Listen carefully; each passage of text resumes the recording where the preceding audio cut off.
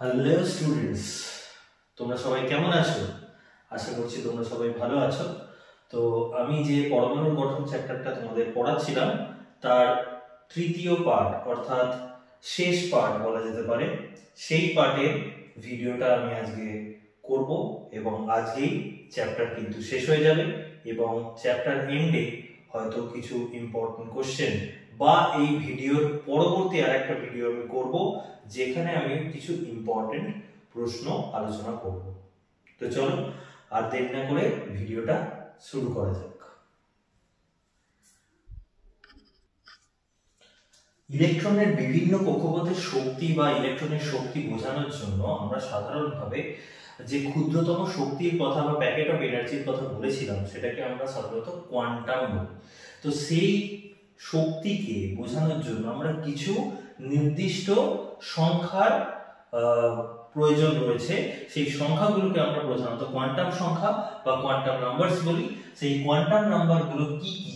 Total 4 ধরনের quantum number হয়, যার মধ্যে প্রথমটা হচ্ছে মুখ্য কোয়ান্টাম সংখ্যা বা প্রিন্সিপাল কোয়ান্টাম নাম্বার। এই প্রিন্সিপাল কোয়ান্টাম নাম্বারকে আমরা দেখাই অর্থাৎ সিম্বল বা চিহ্ন যেটা থাকে সেটা হচ্ছে n।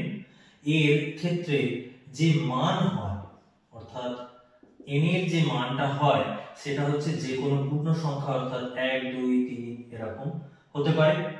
আর এই যে মুখ্য কোয়ান্টাম সংখ্যাটা তার যে ধারণা অর্থাৎ উৎস যদি বলি তার ধারণা আমরা পেয়েছি কিন্তু প্রধানত বোরের যে অ্যাজাম্পশনস গুলো ছিল অর্থাৎ বোরের যে তত্ত্ব ছিল সেখান থেকে। অর্থাৎ যদি বলা হয় মুখ্য কোয়ান্টাম সংখ্যা ধারণা আমরা পাই সেটা হচ্ছে বোরের তত্ত্ব থেকে। ঠিক আছে, এবং তার ক্ষেত্রে তাৎপর্য কি অর্থাৎ মুখ্য কোয়ান্টাম সংখ্যা থেকে আমরা কি জানতে পারি? এর তাৎপর্য হচ্ছে প্রতিটি কক্ষপথের যে শক্তির মান অর্থাৎ যে শক্তি স্তর প্রতিটি কক্ষপথে যে অ্যাসোসিয়েটেড ইলেকট্রনস গুলো আছে এবং তাদের যে এনার্জিটা সেটা প্রধানত আমরা মুখ্য কোয়ান্টাম সংখ্যার সাহায্যে নির্দেশ করতে পারি। ঠিক আছে, অর্থাৎ প্রতিটি কক্ষপথের তথা মুখ্য শক্তি স্তরে শক্তির মান এর মাধ্যমে জানা যায়। ঠিক আছে, এর মাধ্যমে আমরা জানতে পারি। তো এটাই হচ্ছে আমাদের মুখ্য কোয়ান্টাম সংখ্যা। মুখ্য কোয়ান্টাম সংখ্যার পরবর্তী যে কোয়ান্টাম সংখ্যা আসছে সেটা হচ্ছে আমাদের গৌণ বা বলতে পারি যেটা আমাদের অ্যাজিমুথাল কোয়ান্টাম সংখ্যা। 2 নম্বর যে কোয়ান্টাম সংখ্যাটা আমাদের কাছে আসছে সেটা হচ্ছে গৌণ বা অ্যাজিমুথাল কোয়ান্টাম সংখ্যা। 2 নম্বরটা হচ্ছে আমাদের অ্যাজিমুথাল বা বাংলায় দিগংশীয় বলা হয় অ্যাজিমুথাল কোয়ান্টাম সংখ্যা।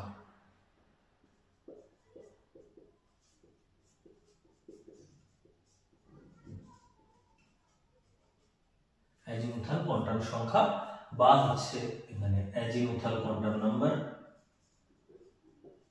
বা এটাকে অনেক সময় অরবিটাল অ্যাঙ্গুলার কোয়ান্টাম নাম্বারও বলা হয়। অরবিটাল অ্যাঙ্গুলার কোয়ান্টাম নাম্বারও বলা হয়। এর সিম্বল হচ্ছে L। এর মান যেটা হয়ে থাকে যে n এর একটি নির্দিষ্ট মানের জন্য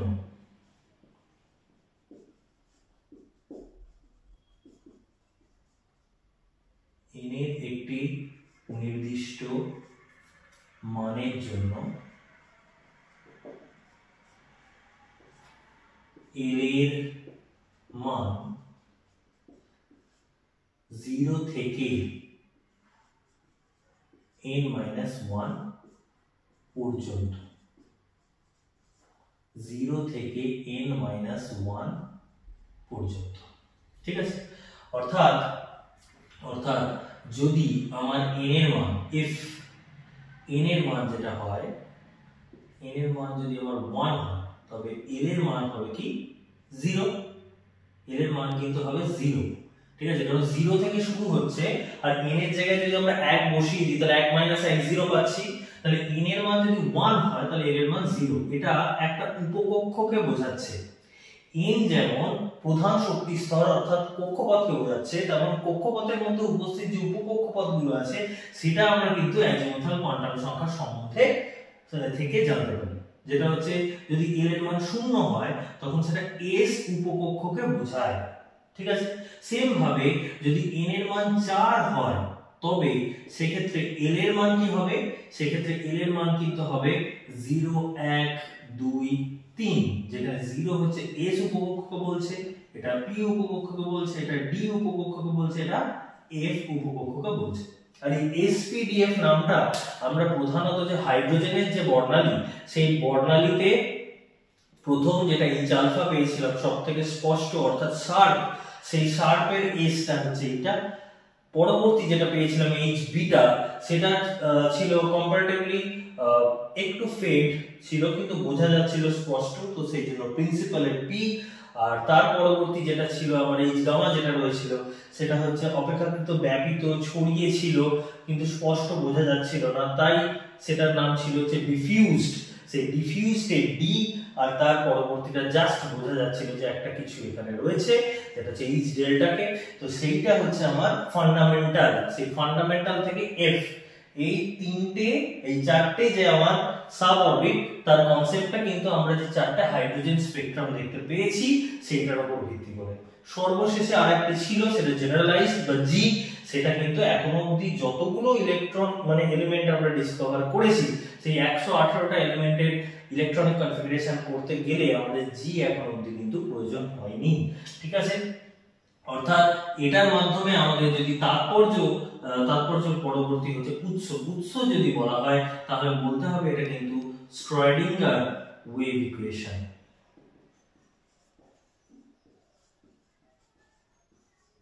শ্রোডিঙ্গার ওয়েভ ইকুয়েশন থেকে আমরা এটা পেয়েছি উৎস। আচ্ছা, এর পরবর্তী যদি বলা হয় তাৎপর্য, তাহলে তাৎপর্য যেটা আমরা বলতে পারি যে একটি পরমাণু কক্ষপথের মধ্যে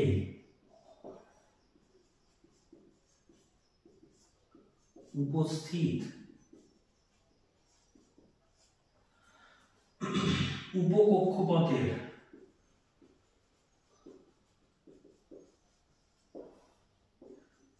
ধারণা আমরা এই কোয়ান্টাম সংখ্যা থেকে পাই।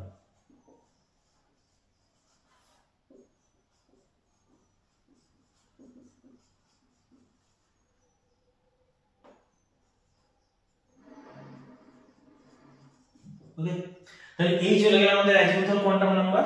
এবার অ্যাজিমুথাল কোয়ান্টাম নাম্বারের পরবর্তী যে কোয়ান্টাম নাম্বারটা আমাদের কাছে আসছে সেটা হচ্ছে আমাদের ম্যাগনেটিক বা চুম্বকীয় কোয়ান্টাম সংখ্যা। অর্থাৎ এর পরবর্তী যেটা সংখ্যা আমাদের কাছে আসছে সেটা হচ্ছে ম্যাগনেটিক বা চুম্বকীয়। 3 নাম্বার যেটা আসছে সেটা হচ্ছে চুম্বকীয় বা ম্যাগনেটিক কোয়ান্টাম সংখ্যা, ম্যাগনেটিক কোয়ান্টাম নাম্বার। ঠিক আছে, তো এটার ক্ষেত্রে যদি আমাদের সিম্বল বলা হয় তাহলে এটা সিম্বল যেটা আমরা লিখি ইন জেনারেল সেটা হচ্ছে হয় m অর ml, যে কোনো একটা লিখতে পারি। এর মান যদি বলা হয় তাহলে এর মান হয় যে n এর মান ছিল এক্ষেত্রে l এর একটি নির্দিষ্ট মানের জন্য m এর মান হবে -l থেকে 0 হয়ে +l পর্যন্ত। অর্থাৎ এক্ষেত্রে মোট ম্যাগনেটিক কোয়ান্টাম সংখ্যার মান কি হবে সেটা কিন্তু আমরা জানতে পারবো 2l+1 এইটার মাধ্যমে। এটা হচ্ছে মোট ম্যাগনেটিক কোয়ান্টাম সংখ্যা। ঠিক আছে, এটার মাধ্যমে আমরা বের করে নিতে পারবো। তো এটা আমরা একটা উদাহরণ নিয়ে দেখতে পারি। ঠিক আছে, অর্থাৎ যদি আমরা এই প্রথম n সমান 4 এর ক্ষেত্রে যে আমরা চারটে সাবঅরবিট পেয়েছিলাম সেইটার সম্বন্ধেও কিন্তু একটা ধারণা পেয়ে যেতে পারি যে n যদি আমার 4 হয় তাহলে l এর মান যেটা হলো 0 হবে, 1 হবে, 2 হবে, 3 হবে। এটা s সাবঅরবিট, এটা p সাবঅরবিট, এটা d সাবঅরবিট, এটা f সাবঅরবিট এর জন্য হবে। তো s এর জন্য যদি দেখি অর্থাৎ l যখন 0 তখন m এর ভ্যালুটা কি হবে না, বলেছিল কি যে কটা হবে, যদি আমি কটা ম্যাগনেটিক কোয়ান্টাম সংখ্যা হবে সেটা যদি বের করতে চাই তাহলে এখানে কিন্তু মানটা পুট করতে হবে। যদি l এর জায়গাটা এখানে 0 বসিয়ে দিই তাহলে সেক্ষেত্রে আমি কিন্তু ভ্যালুটা 1 পাচ্ছি, অর্থাৎ একটাই ম্যাগনেটিক কোয়ান্টাম সংখ্যা সম্বন্ধে আমি ধারণা পাবো।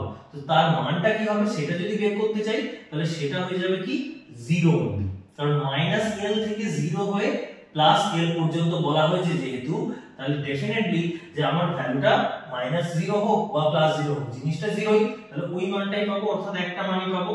অর্থাৎ s সাবঅরবিটের ক্ষেত্রে আমার কিন্তু একটাই অরবিটাল থাকবে। বেসিক্যালি চুম্বকীয় কোয়ান্টাম সংখ্যার সাহায্যে আমরা বুঝতে পারি যে কোনো একটা সাবঅরবিটের মধ্যে কতগুলো করে অরবিটাল প্রেজেন্ট আছে। এটা আমরা এইভাবে ধারণা পেতে পারি যে যদি এন্টায়ার বিল্ডিংটা আমার প্রিন্সিপাল কোয়ান্টাম নাম্বার হয় তাহলে সাবঅরবিট বা অ্যাজিমুথাল কোয়ান্টাম নাম্বার কি বলবে যে আমার ওই বিল্ডিংটা কতগুলো ফ্লোর রয়েছে, এই সম্বন্ধে ধারণা পাবো। আর দ্বিতীয়ত কি ধারণা পাবো না, দ্বিতীয়ত যে ধারণাটা পাবো যে প্রতিটা ফ্লোরে কতগুলো ঘর রয়েছে সেইটার সঙ্গে আমরা তুলনা করতে পারবো যে কতগুলো অরবিটাল বা কক্ষক রয়েছে। ঠিক আছে, অর্থাৎ s সাবঅরবিটের ক্ষেত্রে আমার অরবিটাল সংখ্যা কিন্তু একটা, তার মানটা কি 0। যদি আমরা l এর মান 1 এর জন্য করি অর্থাৎ p অরবিটালের জন্য করি, মানে p সাবঅরবিটের ক্ষেত্রে করি, তবে সেই ক্ষেত্রে m এর ভ্যালু যেটা দেখতে পাবো -1 0 +1, তাই তো হবে, কারণ l টা -l থেকে 0 হয়ে +l পর্যন্ত বলা আছে, তাহলে -1 0 হয়ে +1 পর্যন্ত হবে। অর্থাৎ এক্ষেত্রে আমরা কটা কক্ষক পেলাম, তিনটে কক্ষক, অর্থাৎ p এর ক্ষেত্রে কিন্তু তিনটে ঘর বা তিনটে কক্ষক থাকবে। আচ্ছা, l এর মান যদি 2 হয় অর্থাৎ d এর ক্ষেত্রে আমার কি হবে, ml এর জায়গায় কি আসবে, তাহলে -2 -1 0 +1 +2। মানে সংখ্যাটা আমরা একবারই বের করে নিতে পারি।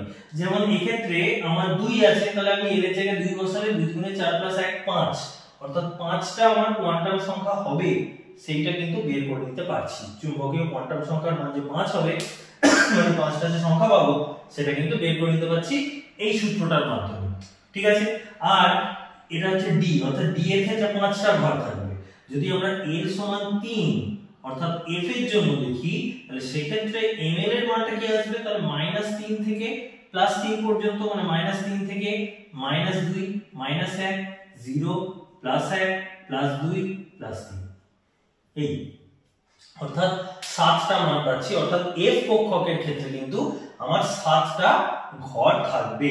তো এইটার মাধ্যমে আমি এন্টায়ারলি বের করে নিতে পারলাম যে এক একটা সাবঅরবিটের মধ্যে কতগুলো করে কক্ষক বা অরবিটাল প্রেজেন্ট থাকবে। ঠিক আছে, অর্থাৎ যদি আমায় চুম্বকীয় কোয়ান্টাম সংখ্যার উৎসর কথা বলা হয়, মানের ব্যাপারটা হয়ে গেল, বুঝতে পারলেন, তাহলে এটা লিখে নেবেন। আচ্ছা, এরপরে এটা বুঝলাম রয়েছে উৎসর ব্যাপারটা যদি আমার বলা হয় তাহলে উৎসর ক্ষেত্রে কি আসছে,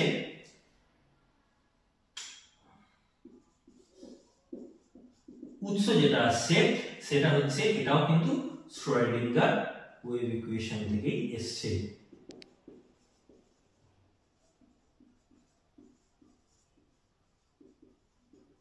এটা আমরা পেয়েছি। ঠিক আছে, আচ্ছা এর হচ্ছে যদি তাৎপর্যের কথা বল তাহলে তাৎপর্য কি হবে, তাৎপর্য এটার ক্ষেত্রে যেটা বলা যেতে পারে সেটা হচ্ছে যে একটি উপকক্ষকের মধ্যে কতগুলো করে কক্ষক বর্তমান তার ধারণা কিন্তু আমরা চুম্বকীয় কোয়ান্টাম সংখ্যা থেকে জানতে পারি।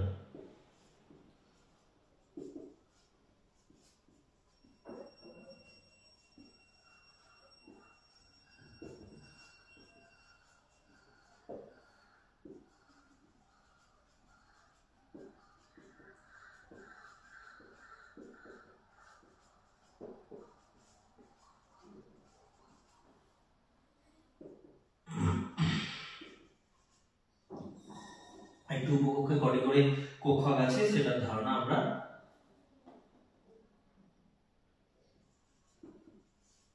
এই কোয়ান্টাম সংখ্যা থেকে জানতে পারি।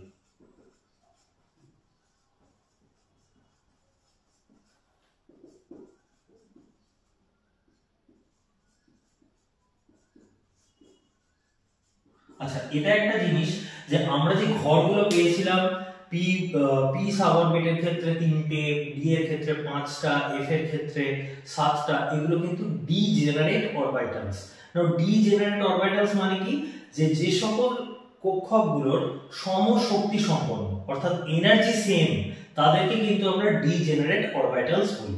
তো ডিজেনারেট অরবিটালস গুলো কিন্তু আমার পি এর ক্ষেত্রে 3টে থাকবে, ডি এর ক্ষেত্রে 5টা থাকবে, এফ এর ক্ষেত্রে 7টা থাকবে, আর এস এর একটাই অরবিটাল। ঠিক আছে, তো এটা আমরা ধারণা পেলাম। তাহলে এই হচ্ছে আমাদের চুম্বকীয় কোয়ান্টাম সংখ্যা। এর পরবর্তী যেটা আসছে সেটা হচ্ছে ঘূর্ণন, অর্থাৎ শেষ যে কোয়ান্টাম সংখ্যাটা আমরা ধারণা পাচ্ছি সেটা হচ্ছে আমাদের ঘূর্ণন কোয়ান্টাম সংখ্যা, ফোর্থ ওয়ান, সেটা হচ্ছে ঘূর্ণন অর্থাৎ স্পিন। এটা হচ্ছে spin quantum number. Spin quantum নাম্বারকে আমরা রিপ্রেজেন্ট করি কিসের দ্বারা? এস এর দ্বারা ডিনোট করি। ঠিক আছে, এর যে মানটা হয়ে থাকে এর দুটোই মান, যেটা বেসিক্যালি এর ম্যাগনেটিক ওরিয়েন্টেশনকে বোঝায়। ঠিক আছে, এটা হচ্ছে বেসিক্যালি আমার ম্যাগনেটিক ওরিয়েন্টেশনকে বোঝায়। ঠিক আছে, এর মানটা আমার যেটা আসছে সেটা হচ্ছে হয় +12 আর হচ্ছে -12। ঠিক আছে, এর মানে এরকম কোনো ম্যান্ডেটরি ফ্যাক্টর নেই যে মানে +12 বলতে সেটা অ্যান্টি ক্লকওয়াইজ কে বোঝাচ্ছে বা -12 বলতে সেটা ক্লকওয়াইজ কে বোঝাচ্ছে, এরকম কোনো ম্যান্ডেটরি ব্যাপার নেই। কিন্তু একটা ইলেকট্রনের স্পিন অপর ইলেকট্রনটার তুলনায় যে বিপরীতমুখী, তার যে অপোজিট স্পিন, সেইটা বোঝানোর জন্য কিন্তু +12 -12 আমরা লিখব। তো ইলেকট্রনের স্পিনটা বোঝানোর জন্য তাই যে +12 কে যদি সাপোজ আমি এরকম দেখাই তাহলে -12 কে এরকম দেখাবো। ঠিক আছে, তো এরকম কোনো ব্যাপার নয় যে এটা মানেই +12, বারবার বলছি এটা মানে কিন্তু আমার -12 হতে পারে, এটা তাহলে +12 হবে। এটা যে অ্যান্টি স্পিন সেটা বোঝানোর জন্যই আমরা সাইন কনভেনশনটাকে নিয়েছি। এর উৎসটা যদি আমরা বলি তাহলে উৎসটা অবশ্যই শ্রোডিঙ্গার ওয়েভ ইকুয়েশন সেম থাকবে। আর এর তাৎপর্য যদি বলা হয় তাহলে বলতে হবে যে কোন ইলেকট্রনের ঘূর্ণনের অভিমুখ তথা তার চুম্বকীয় অর্থাৎ ম্যাগনেটিক যে ওরিয়েন্টেশন সেই সম্বন্ধে আমরা জানতে পারি। এই কোয়ান্টাম সংখ্যা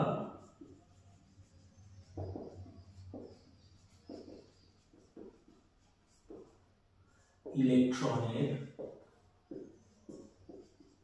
ঘূর্ণন অভিমুখ তথা চুম্বকীয়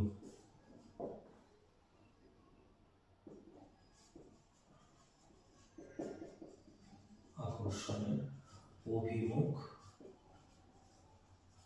নির্দেশ করে।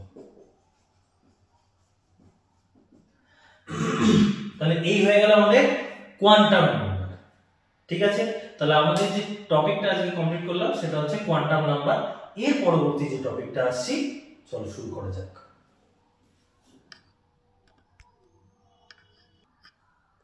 আচ্ছা, এরপরে আমাদের ইলেকট্রন পূর্তি অর্থাৎ বিভিন্ন কক্ষকের মধ্যে যে ইলেকট্রন পূর্তি হবে তার জন্য আমাদের প্রধানত 3টে সূত্র জানতে হবে। তার মধ্যে প্রথমটা হচ্ছে পাউলির অপবর্জন নীতি বা পাউলিস এক্সক্লুশন প্রিন্সিপাল। সেখানে কি বলা হচ্ছে না, বলা হচ্ছে যে কোনো পরমাণু যে কোনো দুটি ইলেকট্রনের 4টি কোয়ান্টাম সংখ্যার মান কখনো একই হতে পারে না। ঠিক আছে, অর্থাৎ যেমন ইলেকট্রনের ক্ষেত্রে বলছি, মানে এখানে বলছে যে কোনো পরমাণু যে কোনো দুটি ইলেকট্রনের 4টি কোয়ান্টাম সংখ্যার মান কখনো একই হতে পারে না। যেমন ধরো তোমাদের স্কুলের ক্ষেত্রে, ঠিক আছে, ইলেকট্রন গুলো যেমন আছে যে কোনো একটা নির্দিষ্ট পরমাণুর ইলেকট্রন, ধরো সোডিয়ামের ইলেকট্রন, ক্লোরিনের ইলেকট্রন, এদের কি আলাদা করে কোনো পরিচয় আছে? তারা কিন্তু ইলেকট্রন। ঠিক আছে, কিন্তু কোন কক্ষপথে থাকবে, সেই কক্ষপথে থাকার তার যে পরিচয়, অর্থাৎ কি আমাদের যেমন পরিচয় বোঝানোর জন্য আমাদের ভোটার কার্ড, আধার কার্ড, বাবার নাম, অ্যাড্রেস ইত্যাদি যেমন লাগে, তেমনি কোন একটা ইলেকট্রন কোন কক্ষপথে থাকছে, সে তার এনার্জি কিরূপ, সেটার সম্বন্ধে প্রধান যে ধারণাটা সেটা কিন্তু আমরা কোয়ান্টাম সংখ্যার মাধ্যমে জানতে পারি। ঠিক আছে। তো পাউলিস এক্সক্লুশন প্রিন্সিপাল এটাই বলছে যে কোনো দুটো ইলেকট্রনের, কোন একটা নির্দিষ্ট পরমাণু কোনো দুটো ইলেকট্রনের এই চারটি কোয়ান্টাম সংখ্যার সেট, যে চারটি কোয়ান্টাম সংখ্যার মান হবে সেটা কখনোই সেম হতে পারে না, তাদের পরিচয় আলাদা হয়ে যাবে। এক কি করে হবে? এক হতে পারে না। তো আমরা একটা উদাহরণ নিয়ে নিই, যদি আমরা ধরি যে কোনো একটা পরমাণুর ক্ষেত্রে দুটো ইলেকট্রন 1s কক্ষকে রয়েছে, ঠিক আছে, তবে সেক্ষেত্রে আমার তার কোয়ান্টাম নাম্বারের মানগুলো কি হবে? তো উপকক্ষ যদি আমরা লিখি n l m s এই আছে, এই চারটে মান যদি আমরা দেখি তাহলে সেক্ষেত্রে 1s কক্ষকে থাকার জন্য 1s, এবার 1s কি লিখলাম, মানে বেসিক্যালি এই 1টা হচ্ছে আমার প্রিন্সিপাল কোয়ান্টাম নাম্বার আর s টা হচ্ছে তার যে কোন উপকক্ষটা থাকছে। 1টা কিন্তু প্রধান শক্তি স্তরকে বোঝানো হচ্ছে, অর্থাৎ আমরা যখন কোনো একটা কক্ষপথকে বর্তমানে আমরা বোঝাবো বা দেখাবো তখন কিন্তু আর সেই পুরনো নিয়ম অর্থাৎ মাধ্যমিকের নিয়ম অনুযায়ী k l m n না বলে তাদের কিন্তু এই 1s 2s এরকম দ্বারা কিন্তু প্রকাশ করব, ঠিক আছে। তাহলে সেটা কি করে বুঝবো কার ক্ষেত্রে কোনটা কি হবে? আমরা যদি কি কক্ষপথটা ধরি, কি কক্ষপথের ক্ষেত্রে আমরা জানি n এর মান হয় 1, এটা আমরা মাধ্যমিকের সময় থেকেই জানি, ঠিক আছে। এবারে n তো প্রিন্সিপাল কোয়ান্টাম নাম্বার, তো প্রিন্সিপাল কোয়ান্টাম নাম্বার হচ্ছে মানে কোন একটা উপকক্ষপথকে যখন আমি বোঝাতে যাব তখন প্রিন্সিপাল কোয়ান্টাম নাম্বারটা হবে ফার্স্টে, তারপর হবে সেটা কোন সাব অরবিটের আন্ডারে পড়ছে, ঠিক আছে। প্রথম যে সাব অরবিটটা সেটা কিন্তু s অরবিট হয়, ঠিক আছে। তো সেই জন্য কিন্তু আমরা s লিখেছি, কারণ অলরেডি আমরা দেখেছি যে n এর মান যদি 1 হয় তাহলে n এর মান কিন্তু হয় 0, 0 মানে s সাব অরবিটকে বোঝানো হচ্ছে। তাহলে সাব অরবিটকে একত্রে কিভাবে লিখবো না, এই 1টা লিখবো প্রিন্সিপাল কোয়ান্টাম নাম্বারটা সেইটা আগে লিখবো, তারপর কিন্তু এই সাব অরবিটটা s টা সেইটা লিখবো। অর্থাৎ কোন উপকক্ষকে বোঝানোর জন্য প্রথমে প্রিন্সিপাল কোয়ান্টাম নাম্বার, তারপর অ্যাজিমুথাল কোয়ান্টাম নাম্বারের মান অনুযায়ী সেটা কোন সাব অরবিট সেইটা কিন্তু বসাতে হবে, ঠিক আছে। তাহলে 1s এর জন্য যদি আমরা n এর মান দেখি কি হবে, ফার্স্ট এর মানটা n এর মান 1, l এর মানটা কি হবে, আমরা জানি s এর জন্য l এর মান 0 হয়, তাহলে 0 হবে। আর যদি l এর মান যদি 0 হয়ে যায় তাহলে m এর মান কি হয়, অলরেডি আমরা করেছি, এটার মান 0ই হবে, ঠিক আছে। তো আমি ধরে নিলাম একটা ইলেকট্রন আছে তার স্পিন হচ্ছে প্লাস হাফ, এটা রয়েছে, ঠিক আছে, এটা পেলাম। এবারে এই 1s এর মধ্যেই আরেকটা ইলেকট্রন রয়েছে ধরছি, তাহলে 1s রইলো, তাহলে আরেকটা ইলেকট্রনের ক্ষেত্রে 1 0 0 অর্থাৎ n এর মানও 1, l এর মানও 0, m এর মান 0, এটা কমন পাবো সবার ক্ষেত্রে, ঠিক। খালি অনলি ডিফারেন্সটা কি হবে, ওখানে যদি আরেকটা ইলেকট্রনকে থাকতে হয় তাহলে কিন্তু মাইনাস হাফ হতে হবে, ঠিক আছে। অর্থাৎ এটা কি বলছে যে একই ঘরের মধ্যে সমধর্ম বিশিষ্ট দুজন একত্রে থাকতে পারে না, তাহলেই ঝামেলা হবে। যেহেতু ঝামেলা হবে সেহেতু আমার যদি একান্তই দুজনকে থাকতে হয় তাহলে একজন যদি প্লাস হাফ স্পিন দেখায় অপরজনকে মাইনাস হাফ দেখাতে হবে। অর্থাৎ আমরা এখানে দেখতে পেলাম যে চারটে কোয়ান্টাম নাম্বারের মধ্যে কিন্তু এক্স্যাক্টলি চারটেই আমার কিন্তু সিমিলার আসছে না। কোথায় ডিফারেন্স আসছে, অ্যাট লিস্ট কোথায় আসবে, কোথাও আসুক না আসুক কোথায় ডিফারেন্স আসতে পারে, that is spin quantum number. Spin quantum নাম্বারের ক্ষেত্রে কিন্তু সিমিলারিটি আমরা দেখতে পাবো, ঠিক আছে। তো এই হচ্ছে আমাদের পাউলি এক্সক্লুশন প্রিন্সিপাল, ঠিক আছে। চলো পরবর্তী সূত্রটা দেখে নেওয়া যাক। আচ্ছা, এরপরে 2 নম্বর যে সূত্রটা আসছে সেটা হচ্ছে আমাদের হুন্ডের সূত্র বা হান্টস rule of maximum spin multiplicity. তো কি বলছে না, এই লয়ে এটা বলা হচ্ছে যে কোন পরমাণু সমশক্তি সম্পন্ন যে কক্ষকগুলো রয়েছে সেখানে ইলেকট্রন পূর্তিকালে আগে ফাঁকা কক্ষকগুলোতে একটি করে ইলেকট্রন দ্বারা পূর্ণ হবে এবং সেই ইলেকট্রনগুলো পূরণকালে তাদের যে ঘূর্ণনের মানটা সেটা কিন্তু পরস্পরের সমান্তরাল হবে, ঠিক আছে। অর্থাৎ আমাদের কি বলা হচ্ছে যে ইলেকট্রন যখন কোন একটা উপকক্ষে, যেমন পি উপকক্ষ এখানে উদাহরণস্বরূপ নেওয়া হয়েছে, সেখানে ইলেকট্রন দ্বারা যখন পূর্ণ হবে তখন আগে প্রতিটা কক্ষকে একটা একটা করে ইলেকট্রন দ্বারা কিন্তু পূর্ণ হবে এবং সেই অবস্থাতে তাদের ঘূর্ণন কিন্তু সমান্তরাল অর্থাৎ একই দিকে থাকবে, ঠিক আছে। সেইটাই যদি আমরা অপর ক্ষেত্রে দেখি অর্থাৎ এই ক্ষেত্রটা দেখি, এটাই কিন্তু সেরকম করা হয়নি, ঠিক আছে। কেন হুন্ডের সূত্র কেন বলছে এই রকম ভাবে অ্যারেঞ্জমেন্ট হবে সেটা আমরা স্পিন মাল্টিপ্লিসিটি ক্যালকুলেশনের মাধ্যমে করে দেখাতে পারবো। তো স্পিন মাল্টিপ্লিসিটি জিনিসটা মানে স্পিন মাল্টিপ্লিসিটির ভ্যালুটা কি আসছে এই দু ক্ষেত্রে আমরা দেখছি। না 2 সামেশন অফ s প্লাস 1, যেখানে s টা হচ্ছে আমার মোট ঘূর্ণনকে বোঝায়, মোট ঘূর্ণনকে বোঝায় বা মোট ঘূর্ণন কোয়ান্টাম সংখ্যার মান, কোয়ান্টাম সংখ্যা এটাকে বলছে। ঠিক আছে, তাহলে এটা যদি দেখি এই ক্ষেত্রে, তাহলে আমরা দেখছি একটা প্লাস আপ স্পিন, যদি আপওয়ার্ড স্পিনটাকে আমি প্লাস আপ ধরে নিই, তাহলে আপওয়ার্ড স্পিনটা এখানে একটা আছে অর্থাৎ প্লাস আপ, একটা মাইনাস আপ, যোগ করলে 0, খালি একটাই আমার প্লাস আপ স্পিন থাকছে, অর্থাৎ 2 ইনটু প্লাস আপ প্লাস 1, তাহলে এটা করলে আমার আসছে 2। এবার যদি এই ক্ষেত্রে আমরা বের করি তাহলে দেখতে পাবো সবই সেম স্পিনে থাকছে, তাহলে টোটাল স্পিনটা হচ্ছে আমার 2 ইনটু 3/2 প্লাস 1, এটা করলে আমার 4। ঠিক আছে, তাহলে এটা বলে যে ইলেকট্রন বিন্যাসে আমার স্পিন মাল্টিপ্লিসিটির মানটা বেশি সেটা কিন্তু অধিক স্থিতিশীল, আর সেই কথা অনুযায়ী আমাদের কিন্তু হুন্ডের সূত্রটা আসছে, অর্থাৎ কোন উপকক্ষের মধ্যে সমশক্তি সম্পন্ন যে কক্ষকগুলো থাকবে তার মধ্যে ইলেকট্রন যখন পূরণ হবে তখন কিন্তু একটা একটা করে ইলেকট্রন দ্বারা পূর্ণ হবে, এবং তারপর যদি আরো বেশি ইলেকট্রন থাকে তখন গিয়ে তাদের মধ্যে কিন্তু পেয়ার্ড আপ হবে, অর্থাৎ জোড়বদ্ধ হবে। প্রথমে এরা ইলেকট্রন যখন পূর্ণ করবে তখন সবাই একা একটা একটা কক্ষক দখল করবে এবং প্রত্যেক ইলেকট্রনের স্পিন কিন্তু আমার সেম দিকে থাকবে। ঠিক আছে, এটাই হচ্ছে আমাদের হুন্ডের সূত্র। এর পরবর্তী সূত্রে চলে যাই।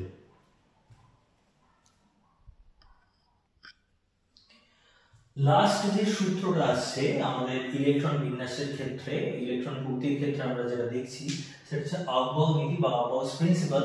সেখানে কি বলছে যে কোনো পরমাণু মধ্যে যখন ইলেকট্রন প্রবেশ করবে তখন সর্বনিম্ন শক্তি সম্পন্ন যে কক্ষক রয়েছে সেখানে সবার আগে ইলেকট্রন প্রবেশ করবে, তারপর ক্রমান্বয়ে যত বেশি শক্তি বৃদ্ধি হতে থাকবে কক্ষকের, তারপর ধীরে ধীরে ইলেকট্রনগুলো সেই সমস্ত কক্ষপথে প্রবেশ করবে, অর্থাৎ সবথেকে কম শক্তি সম্পন্ন কক্ষকে সবার আগে ইলেকট্রন প্রবেশ করবে এবং ধীরে ধীরে যত শক্তি আমার বাড়তে থাকবে কক্ষকে তার মধ্যে ইলেকট্রনগুলো প্রবেশ করতে থাকবে। ঠিক আছে, অর্থাৎ এইটা আমরা একটা অর্ডার দেখতে পাচ্ছি যে 1s 2s 2p 3s 3p 3d। এবার এখানে একটা ব্যাপার আছে যে 3p এর পরে কিন্তু 4s আছে, আগে 4s চলে এসেছে, কিন্তু আমরা জানি যে সামনে থাকা যে সংখ্যাগুলো আছে এই সংখ্যাগুলো কিন্তু প্রিন্সিপাল কোয়ান্টাম নাম্বার অর্থাৎ শক্তির মানকে নির্দেশ করে। যত এর মান বেশি হবে তত বেশি শক্তি সম্পন্ন হবে এবং তার মধ্যে তত পরে গিয়ে ইলেকট্রন প্রবেশ করবে। কিন্তু এই ক্ষেত্রে আমরা একটা ডিফারেন্স দেখতে পাচ্ছি, যেটা এই ক্ষেত্রে অর্থাৎ 4s আর 3d এর ক্ষেত্রে যেখানে দেখা যাচ্ছে যে 4s যার এনার্জি বেশি হওয়ার সত্ত্বেও সে কিন্তু আগে ইলেকট্রন সেখানে প্রবেশ করছে। ঠিক আছে, এবার এটা বোঝার জন্য আমাদের দেখতে হবে যে আমরা যখন প্রথমে এদের অর্ডার যখন সাজিয়েছি তখন কেবলমাত্র এনার্জি ডিটারমিনেশনের জন্য প্রিন্সিপাল কোয়ান্টাম নাম্বারকে ধরেছি, কিন্তু অ্যাকচুয়ালি কোনো একটা কক্ষকের শক্তিকে নির্ণয় করতে গেলে আমাদের একই সঙ্গে প্রিন্সিপাল কোয়ান্টাম নাম্বার অর্থাৎ n আর l এদের সমষ্টিকে ধরা হয়। তো n প্লাস l সূত্র, এটার মাধ্যমে আমরা দেখতে পারবো যে কার ক্ষেত্রে অর্থাৎ কোনটাতে আগে ইলেকট্রন প্রবেশ করার কথা। n প্লাস l ল অনুযায়ী যে কক্ষকের শক্তির মান যত কম সেখানে তত আগে ইলেকট্রন প্রবেশ করবে। ঠিক আছে, এটা দেখার জন্য আমরা একবার দেখতে পারি যে 1s আছে, 1s এর ক্ষেত্রে n প্লাস l এর মান কত না, n এর মান তো আমরা জানি সামনের যে মানটা অর্থাৎ 1, আর s এর জন্য l এর মান হয় 0, তাহলে 1 পেলাম। ঠিক আছে, তো এটা ঠিকই আছে। তো 2s যদি দেখি 2s, তাহলে 2s এর ক্ষেত্রে কি হবে n প্লাস l যদি করি তাহলে সে ক্ষেত্রে কি মান আসছে 2 আছে, n এর মান 2 আছে, l এর মান s এর জন্য কি 0 হয়ে গেল, তাহলে 2 ঠিকই আছে।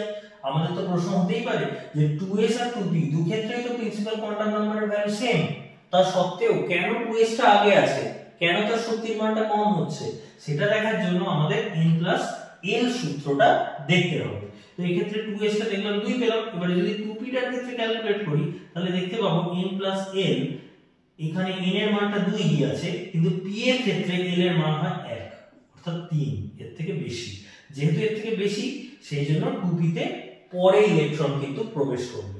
ঠিক আছে, এবার সেই জিনিসটা আমরা যদি 4s আর 3d এর ক্ষেত্রে দেখি তাহলে বোঝা যাবে।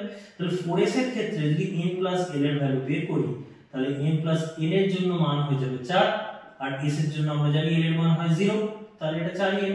যদি 3D এর ক্ষেত্রে এটা বের করি তাহলে 3D এর ক্ষেত্রে এটা হবে 3 আর এর মানটা কি হবে এর মানটা d এর জন্য 2 হয় তাহলে 5 সেই জন্য এই কারণে 4s বাইরের কক্ষপথ হওয়া সত্ত্বেও ঠিক আছে 4s কিন্তু এই যে সামনে যে প্রিন্সিপাল কোয়ান্টাম নাম্বারগুলো রয়েছে এটার দ্বারা এটাও বোঝা যায় যে সেই কক্ষপথটা কততম স্থানে অবস্থান করছে রাইট এটা আমরা জানি কারণ n সমান 1 মানে একদম প্রথম n সমান 2 মানে দ্বিতীয় n সমান 3 মানে থার্ড n সমান 4 মানে ফোর্থ অরবিট এটাকে বলা হচ্ছে তাহলে হিসাব মতো থার্ড অরবিটের মধ্যেই তো এই সাব অরবিটটা আসছে 3D কিন্তু এখানে আমার পরে ইলেকট্রন প্রবেশ করছে কেন করছে কারণ আউবাউ নীতি অনুযায়ী এটা বলা হয়েছে যে যে কক্ষকের শক্তির মানটা যত কম হবে সেখানে তত আগে ইলেকট্রন প্রবেশ করবে তো এই ক্ষেত্রে n + l log ওয়াইজ আমরা যখন টোটাল এনার্জিটা ক্যালকুলেট করছি সেখানে কিন্তু দেখতে পাচ্ছি 4s এর যে শক্তির মানটা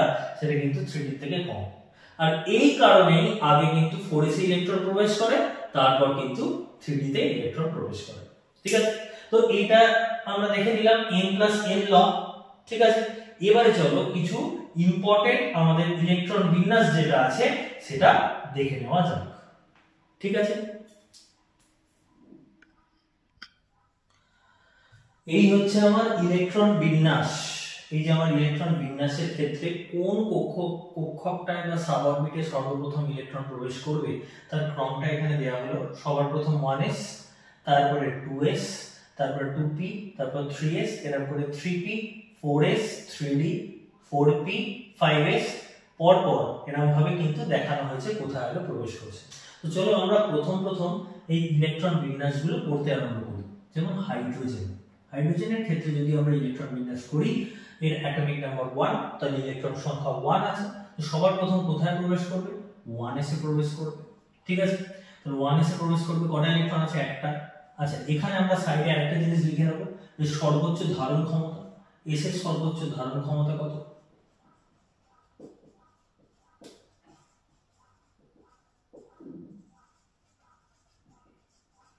ম্যাক্সিমাম ক্যাপাসিটি আমরা লিখছি তো s এর সর্বোচ্চ ধারণ ক্ষমতা হচ্ছে আমার 2 p এর ক্ষেত্রে এটা হচ্ছে 6 আচ্ছা d এর ক্ষেত্রে এটা হচ্ছে 10 আর f এর ক্ষেত্রে এটা হচ্ছে আমার 14 কেন হচ্ছে কারণ আমরা সেই পাউলিস এক্সক্লুশন প্রিন্সিপালে আমরা একটা জিনিস দেখেছিলাম যে একটা নির্দিষ্ট কক্ষকের মধ্যে আমার সর্বাধিক দুটো করে ইলেকট্রন থাকতে পারে ঠিক আছে তাহলে s এর ক্ষেত্রে তো একটাই ঘর সেই ঘরের মধ্যে ম্যাক্সিমাম কটা থাকবে দুটো থাকবে p এর ক্ষেত্রে এরকম ডিজেনারেট অরবিটাল কটা তিনটে আছে তাহলে প্রতিটাতে যদি দুটো করে থাকে তিন দুগুণে 6টা সেরকম ভাবে d এর 5টা ঘর আছে তাহলে 5 দুগুণে 10টা সেম ভাবে হচ্ছে f এর ক্ষেত্রে 7টা ঘর রয়েছে তাহলে 7 দুগুণে 14টা ঠিক আছে এই হচ্ছে আমার সর্বোচ্চ ধারণ ক্ষমতা অরবিটাল স্কেল তাহলে সবার আগে হাইড্রোজেনের যখন ইলেকট্রন বিন্যাস করছি তাহলে 1s কক্ষকে সবার আগে প্রবেশ করবে আছে ইলেকট্রন একটা তাহলে একটা বসে যাবে কারণ এর ম্যাক্সিমাম ক্যাপাসিটি তো 2 ইজিলি দুটোকে টেক আপ করে নেবে এরপর হচ্ছে আমার হিলিয়াম 2 এটা কত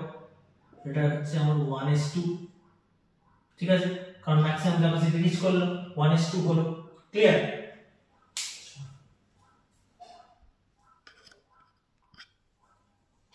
আচ্ছা এরপর হিলিয়ামের পরে আমার কি আছে লিথিয়াম আছে লিথিয়ামের ক্ষেত্রে করব লিথিয়ামের ক্ষেত্রে কি হবে 1s2 2s1 ঠিক আছে এবার হচ্ছে বেরিলিয়ামের ক্ষেত্রে হবে বেরিলিয়ামের ক্ষেত্রে 1s2 2s2 ঠিক আছে বোরনের ক্ষেত্রে করব বোরনের ক্ষেত্রে 5 1s2 2s2 কারণ ম্যাক্সিমাম ক্যাপাসিটি ডান s এর এরপর হচ্ছে p আছে 2p1 p ঢুকবে তারপর হচ্ছে কার্বনের করব 6 1s2 2s2 2p2 এটা হলো আচ্ছা এবার নাইট্রোজেনের করব 7 1s2 2s2 2p3 এই হলো নাইট্রোজেন নাইট্রোজেনের পরে হচ্ছে 8 নম্বর যেটা আছে আমার অক্সিজেন 8 এটা করব তাহলে হচ্ছে 1s2 2s2 2p4 তাই তো কারণ p এর ম্যাক্সিমাম ক্যাপাসিটি এখন কভার আপ করতে পারে না p এর ম্যাক্সিমাম ক্যাপাসিটি 6 তাহলে p এর ক্ষেত্রে 4 আছে ঠিক আছে অক্সিজেন পরবর্তী যদি ফ্লুরিন 9 এটা কি হবে 1s2 2s2 2p5 ঠিক আছে তারপরে হচ্ছে আমার নিয়ন 10 এর ক্ষেত্রে হলো 1s2 2s2 2p6 এই কভার আপ হলো ঠিক আছে তাহলে এই হয়ে গেল আমাদের 10টা এলিমেন্ট 10টা এলিমেন্টের পরবর্তী যদি দেখে নাও, এটা করতে পারবে, নিজে করতে হবে এটা, ঠিক আছে। এটা কিন্তু আমাদের সম্পূর্ণ নিজে করতে হবে। যত বেশি ইলেকট্রন বিন্যাস আমরা করতে পারবো ততই কিন্তু আমাদের এর পরবর্তী যে এগুলো সেগুলো কিন্তু করতে পারবো। ক্লিয়ার?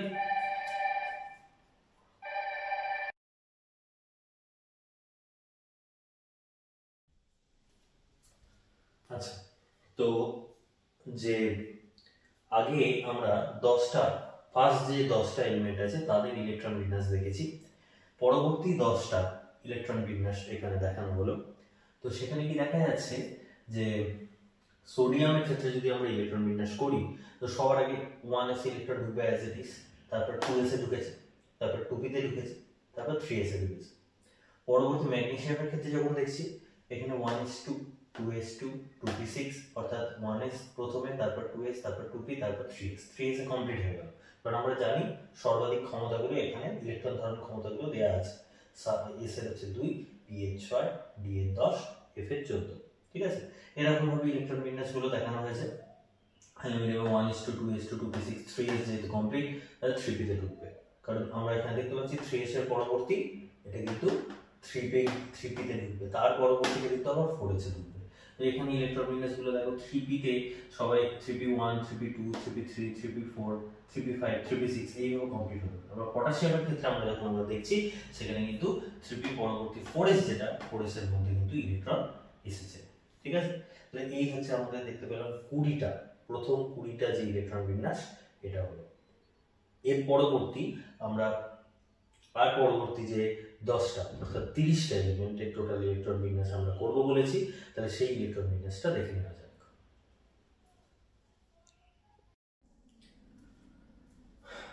এর পরবর্তী আরো 10টা যে এলিমেন্ট আমাদের অর্থাৎ 21 থেকে 30 পর্যন্ত যেটা দেখতে পাচ্ছি, প্রধানত আমরা যাদের সন্ধিগত মৌলরূপে জানি তাদের ইলেকট্রন বিন্যাসটা একটু দেখে নেব।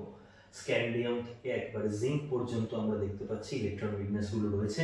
অর্থাৎ এখানে একটা একটা করে ডি কক্ষকে, সর্ববহিস্থ কক্ষ, যদিও সর্ববহিস্থ কক্ষ কিন্তু 4s, কিন্তু আমরা অলরেডি n+l সূত্র অনুযায়ী আমরা জানি যে 4s এ আগে ইলেকট্রন প্রবেশ করে তারপর d তে প্রবেশ করে অর্থাৎ 3d তে।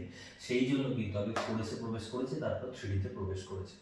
যদিও আমি এটা রেকমেন্ড করব যে তোমরা এইভাবে ইলেকট্রন বিন্যাস লেখার পর, অর্থাৎ প্রথমে সুবিধার্থে 4s এ আগে ইলেকট্রন প্রবেশ করানোর পর তারপর আরেকবার যদি সন্ধিগত মৌল অর্থাৎ 21 থেকে 30 পর্যন্ত ইলেকট্রন বিন্যাসের কোনো একটা থাকে, তাহলে অবশ্যই এটা চেষ্টা করবে যে পরবর্তী ক্ষেত্রে অর্থাৎ প্রথমে একবার এরকম লিখে নেওয়ার পরে তারপর 3dটা আগে লিখে 4sটা পরে লিখতে। এটাই কিন্তু আমাদের সিবিএসসি নর্ম, যে আমাদের সর্ববহিস্থ কক্ষটা এনার্জেটিক্যালি অর্থাৎ যাদের প্রিন্সিপাল কোয়ান্টাম নাম্বার বেশি সেটাই সর্ববহিস্থ কক্ষ হয় এবং সেটা যেন শেষে যায়, ঠিক আছে। তো এটাই হচ্ছে নিয়ম লেখা। তো আমাদের এখানে যাতে ভুল না হয় সেই জন্য আমরা 4s এ আগে ইলেকট্রন যেহেতু প্রবেশ করেছে তাই ওটাকে আগে লিখেছি। তো আমরা সেটা আরেকবার লিখে দেবো, ঠিক আছে। অর্থাৎ 3d1টা যেটা আছে এটা আগে বসবে, 4s2টা পরে বসবে, ঠিক আছে। এইটার মাধ্যমে কিন্তু আমরা ইলেকট্রন বিন্যাসটা লিখবো। এটা সবের ক্ষেত্রেই আমরা লিখব, ঠিক আছে।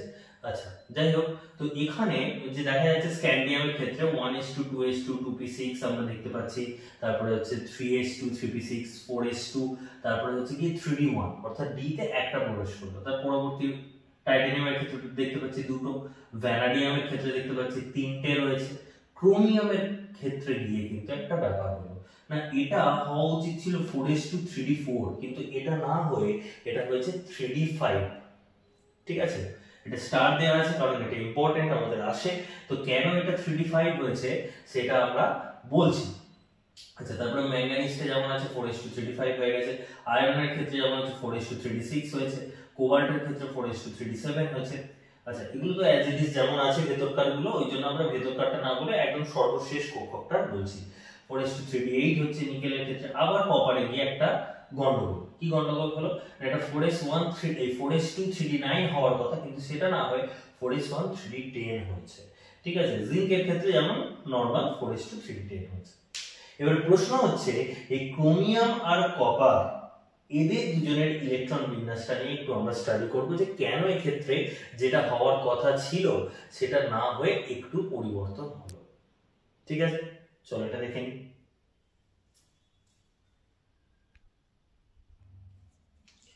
আচ্ছা, প্রথমে আমরা দেখে নিই যে ক্রোমিয়ামের ইলেকট্রন বিন্যাসটার ক্ষেত্রে কেন আমাদের 4s1 3d5 হয়েছিল। না, বলছে যে কোনো যদি কক্ষক অর্ধপূর্ণ হয়, ইলেকট্রন দ্বারা যদি অর্ধপূর্ণ হয় বা সম্পূর্ণ ইলেকট্রন দ্বারা যদি ভর্তি হয়, তাহলে সেই ইলেকট্রন বিন্যাসটি কিন্তু স্থিতিশীল হবে, আর সেই ধরনের ইলেকট্রন বিন্যাসটাই কিন্তু দেখাবে। এবারে সেটা কেন হচ্ছে না, সেটা দেখার জন্য আমাদের দেখতে হবে বিনিময় শক্তি, অর্থাৎ একটা ইলেকট্রন তার কতগুলো সুযোগ থাকবে বা সম্ভাবনা থাকবে যে এক একটা কক্ষকে সেই ইলেকট্রন কিভাবে পূর্ণ হচ্ছে। ঠিক আছে, সেই শক্তিটাকে আমরা বলছি, তার জন্য কোন একটা ইলেকট্রন যে শক্তিটা পজেস করছে সেটাকে আমরা বলে থাকি বিনিময় শক্তি বা এক্সচেঞ্জ এনার্জি। তো এক্সচেঞ্জ এনার্জির মান যত বেশি ঋণাত্মক আমরা পাবো, তো সেইটা কিন্তু তত বেশি স্থিতিশীল আমরা দেখতে পাবো। ঠিক আছে, অর্থাৎ আমার যদি এটা ট্র্যাডিশনালি যদি আমরা ইলেকট্রন বিন্যাসটা করতাম, তাহলে দেখতে পেতাম যে এখানে 4s2 3d4 হচ্ছে। ঠিক আছে, কিন্তু 4s2 যদি 3d4 হয়, অর্থাৎ সর্বশেষ যে ডি কক্ষকটাতে ইলেকট্রন প্রবেশ করেছে সেই d4 এর জন্য একটা এক্সচেঞ্জ এনার্জি ক্যালকুলেট করব, আর একটা যেটা অ্যাকচুয়াল হচ্ছে অর্থাৎ d5 এর জন্য আরেকটা এক্সচেঞ্জ এনার্জি ক্যালকুলেট করব। তো দুই ক্ষেত্রে এক্সচেঞ্জ এনার্জি ক্যালকুলেট করার জন্য আমরা এই ফর্মুলাটা ইউজ করেছি -n * n-1/2k। এটা হচ্ছে একটা ইউনিট বা গুণিতক বলা যেতে পারে, যেখানে nটা হচ্ছে আমার সমান্তরাল ঘূর্ণনযুক্ত ইলেকট্রনের সংখ্যা। এখানে সমান্তরাল ঘূর্ণন দেখতে পাচ্ছি 4টে করেছে, তাই 4 * 4 - 1/2 এটা এসছে, অর্থাৎ -6k আমরা পেয়েছি। ঠিক আছে, এবারে যদি এটাই d5 এর জন্য করি, তাহলে -5 * 5 - 1/2 k এটা আসছে। তাহলে এটা আমার আলটিমেটলি আসবে কত, -10k। ঠিক আছে, -6k, এটা হচ্ছে -10k। ক্লিয়ার? তাহলে এটা আমরা দেখতে পেলাম যে যেহেতু d5 ইলেকট্রন বিন্যাসের ক্ষেত্রে আমার এক্সচেঞ্জ এনার্জির মানটা অধিক ঋণাত্মক হচ্ছে, তাই এই ইলেকট্রন বিন্যাসটাই কিন্তু আমার বেশি স্থিতিশীল। ক্লিয়ার? তাহলে এই অংশটা হয়ে গেল ক্রোমিয়ামের ব্যাপারটা। এবারে চলো কপারেটটা দেখে নিই।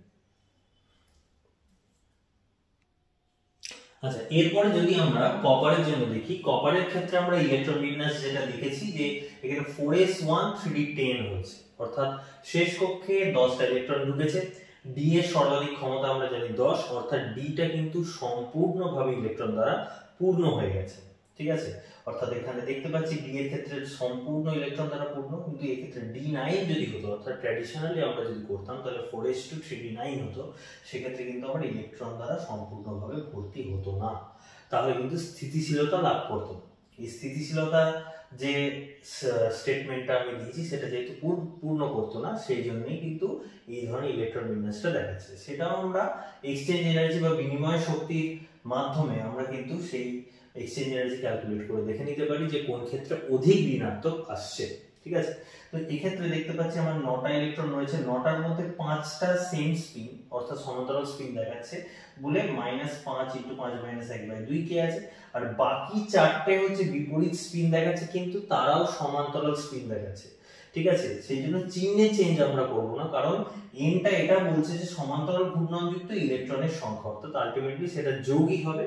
ঠিক আছে, -4 * 4 - 1/2k, এটা করে আমরা আসছে -10k - 6k, that is -16k। ঠিক আছে, আর এই ক্ষেত্রে যদি দেখি তাহলে দেখব যে সেম স্পিনে অর্থাৎ সমান্তরাল স্পিনে 5টা ইলেকট্রন আছে, বাকি 5টাও কিন্তু অপোজিট স্পিনে রয়েছে, তারাও কিন্তু সমান্তরাল স্পিনে রয়েছে, অর্থাৎ আমার এখানে যে এক্সচেঞ্জ এনার্জি ভ্যালুটা আসবে -20k। তাহলে এই ক্ষেত্রেও দেখতে পাচ্ছি আমার এক্সচেঞ্জ এনার্জির যে ভ্যালুটা আসছে সেটা কিন্তু বেশি ঋণাত্মক আসছে, সেই জন্য ইলেকট্রনটা এইভাবেই পূর্ণ হবে, অর্থাৎ 4s1 3d10, 4s এর ক্ষেত্রে দুটো ইলেকট্রন না গিয়ে সেই একটা ইলেকট্রন কিন্তু 3d তে চলে যাবে। ঠিক আছে, তাহলে এই হয়ে গেল আমাদের মোটামুটি যে প্রবলেম জাতীয় যে ইলেকট্রন বিন্যাসটা দিত সেইটা। ঠিক আছে, এইবারে দুটো জিনিস আমাদের লাস্ট যেটা বাকি রয়েছে সেটা আমাদের দেখতে হবে, সেটা হচ্ছে প্যারাম্যাগনেটিজম বা প্যারাম্যাগনেটিক কোণটা, আর একটা হচ্ছে মানে পরাচুম্বকীয় কোণটা, আর হচ্ছে ডায়াম্যাগনেটিক বা তিরস্চুম্বকীয় কোণটা, সেইটা আমরা দেখে নেব। চলো দেখে নেওয়া যাক। আচ্ছা, এরপর যে কোনো একটা এলিমেন্ট যেটা আছে, মানে কোনো একটা মৌল যেটা, সেটা আমার আদৌ পরাচুম্বকীয় না তিরস্চুম্বকীয়, সেটা আমরা কিসের দ্বারা বুঝবো? না তাদের ইলেকট্রন বিন্যাস দেখে। তাদের ইলেকট্রন বিন্যাস দেখে তাদের সর্বশেষ কক্ষকে যদি একটা মাত্র যদি অযুগ্ম ইলেকট্রন বর্তমান থাকে, তাহলে বলতে হবে যে সেটি পরাচুম্বকীয়। যেমন আমরা দেখতে পারি এখানে সোডিয়ামের ক্ষেত্রে আমরা দেখতে পাচ্ছি যে এখানে ইলেকট্রন বিন্যাসে 3s এ কিন্তু একটা ইলেকট্রন রয়েছে যেটা অযুগ্ম, সেই জন্য বলতে পারি সোডিয়াম কিন্তু আমার পরাচুম্বকীয়, অর্থাৎ চুম্বক ক্ষেত্র দ্বারা সেটা কিন্তু আকর্ষিত বা বিকর্ষিত হবে। ঠিক আছে, তো সেক্ষেত্রে যাদের পরাচুম্বকীয় হয় তাদের আমরা চুম্বক ভ্রামক ক্যালকুলেট করতে পারি। সেটা কিসের দ্বারা করি? Mu equals to √n * n+2 Bohr magneton. bm মানে বোর ম্যাগনেটন, ওটা হচ্ছে একক। যেখানে nটা কি বলছে? nটা হচ্ছে আমার অযুগ্ম ইলেকট্রনের সংখ্যা। এক্ষেত্রে অযুগ্ম ইলেকট্রন কত দেখতে পাচ্ছি?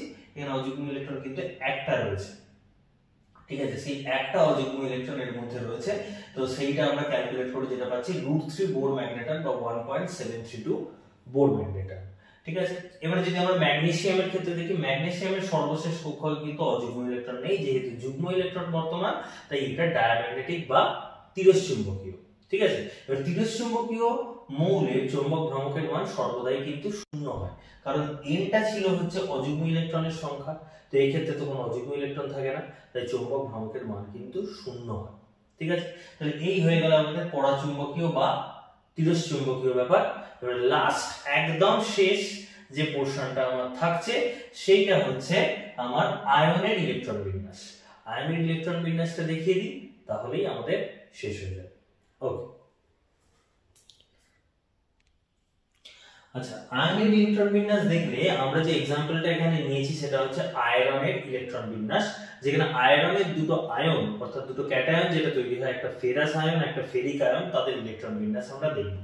সব সময় আমি স্টুডেন্টদের যেটা রেকমেন্ড করব যে আয়নের ইলেকট্রন বিন্যাস করতে গেলে সবার আগে পরমাণু ইলেকট্রন বিন্যাসটা সবার আগে করে নেওয়া জরুরি।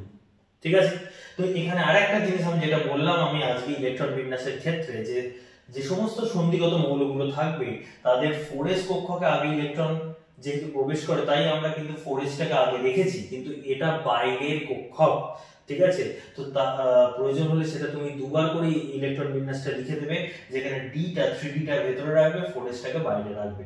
কারণ যখন আয়নিক ইলেকট্রন বিন্যাসটা আমরা করতে যাব, ঠিক আছে, অর্থাৎ আমি বলতে চাইছি যে এক্ষেত্রে 3d6টা এখানে লিখে 4s2টা লিখবো। ঠিক আছে, তাহলে বাইরের কক্ষক কোনটা সেটা আমাদের কাছে ক্লিয়ার হয়ে যাবে। বাইরের কক্ষক কিন্তু আমাদের কাছে 4s, ওর ক্ষেত্রে এনার্জি ভ্যালুটা কম বলে ওখানে আগে ইলেকট্রন প্রবেশ করে, তাই ইলেকট্রন বিন্যাস করার জন্য আমি আগে 4sটাকে লিখি। ঠিক আছে, কিন্তু ঠিকঠাক করে যদি আমাদের লিখতে হয় তাহলে 4sটা কিন্তু পরে থাকবে।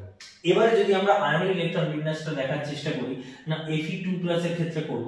Fe2+ মানে কি? দুটো ইলেকট্রন বেরিয়ে গেছে, দুটো ইলেকট্রন কোথা থেকে বেরোবে? অবভিয়াসলি সবথেকে শেষের কক্ষকটা থেকে বেরোবে। তাহলে 4s থেকে আমার দুটো ইলেকট্রন বেরিয়ে গেছে, তাহলে 4s থেকে দুটো ইলেকট্রন বেরিয়ে গেলে তাহলে এর ইলেকট্রন বিন্যাস কি হবে? না 1s2 2s2 2p6 3s2 3p6 3d6। ঠিক আছে, এই চলে 4s এ কোনো রকম ইলেকট্রন নেই। ঠিক আছে, তাই 4s টা লেখার দরকার নেই। ঠিক আছে, এর পরবর্তী Fe3+ এর ক্ষেত্রে যদি দেখি, না 1s2 2s2 2p6 3s2 3p6। আচ্ছা, এরপরে তাহলে সর্বশেষ কক্ষক কোনটা? 3d, তাহলে ওখান থেকে আরো একটা বেরোবে, 3d6 ছিল, হয়ে যাবে এটা 3d5। ক্লিয়ার? অর্থাৎ এই ক্ষেত্রে আমরা দেখে বলে দিতে পারছি সর্বশেষ কক্ষকটা যেহেতু 3d6, তাই ওখান থেকে আরেকটা বেরিয়ে যাবে। ঠিক আছে, এখানে আরেকটা কোশ্চেন অনেক সময় জিজ্ঞেস করে যে Fe2+ আর Fe3+ এর মধ্যে কে বেশি স্থিতিশীল? তাহলে আমাদের বলতে হবে Fe2+ আর Fe3+ এর মধ্যে Fe3+টা বেশি স্থিতিশীল। এই কারণে বেশি স্থিতিশীল কারণ 3d যে কক্ষকটা রয়েছে, অর্থাৎ Fe3+ এর ক্ষেত্রে যদি আমরা শুধু শেষ কক্ষকের যদি বক্স ডায়াগ্রামটা দেখি, তাহলে সেক্ষেত্রে আমার কিন্তু 3d তে আমার 5টা ইলেকট্রন রয়েছে, যেটা কিন্তু অর্ধপূর্ণ। আর Fe2+ এর ক্ষেত্রে যদি দেখি তাহলে এটা কিন্তু অর্ধপূর্ণ আসবে না। ঠিক আছে, 3d6 6টা থাকছে, অর্থাৎ একটা ডেফিনেটলি আমার পেয়ার আপ থাকবে। ঠিক আছে, একটা পেয়ার আপ থাকছে, সেই জন্য Fe2+ এর ক্ষেত্রে এটা খাটছে না।